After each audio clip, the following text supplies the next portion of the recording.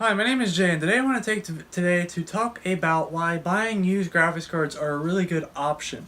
Now, but first off, I want to make something very clear. If you're buying a graphics card that was mined on, it's nowhere safe for the long term. But I do want to keep in mind the older graphics cards that don't necessarily have a lot of aren't as relatively new and wouldn't be served as good mining cards. And I want to use these cards, I guess, to explain that this is a good alternative if you want to get a temporary card. Now, the one I have here is a GTX 660, and you can see the box back there. One of the biggest things about this card is it runs PUBG low to mid settings, depending, of course, on your other computer specs. But the big thing is this runs it decent.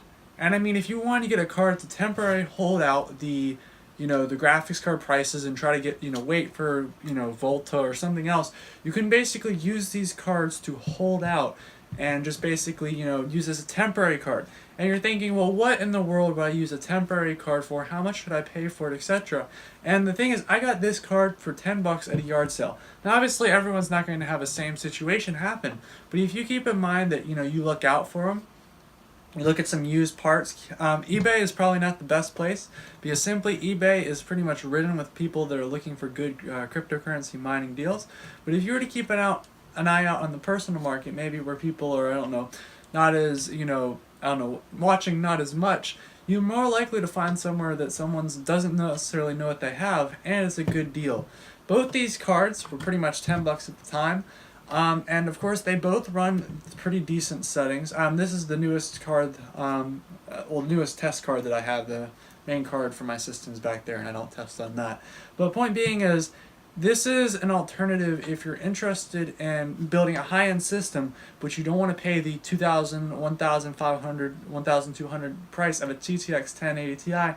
You could get this. This would be compatible. You just have to give it a bit. And also keep in mind that your settings won't be running peak the very best that you possibly can, but it also means though you'll be able to save money and be able to use your system without having to buy an extremely expensive graphics card and waste all that money.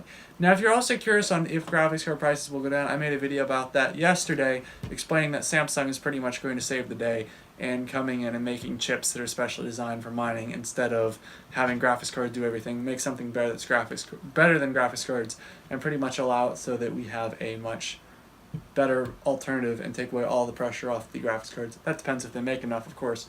But I wanted to make today's video because I've tested both these cards. This card right here gets, as I said, playable 60 FPS, low settings in PUBG. This card I've been able to test some Minecraft on. I know I tested Minecraft on both. This gets about 20 more FPS with shaders and mods. This runs 60 FPS, 1080p. With shaders, it looks beautiful.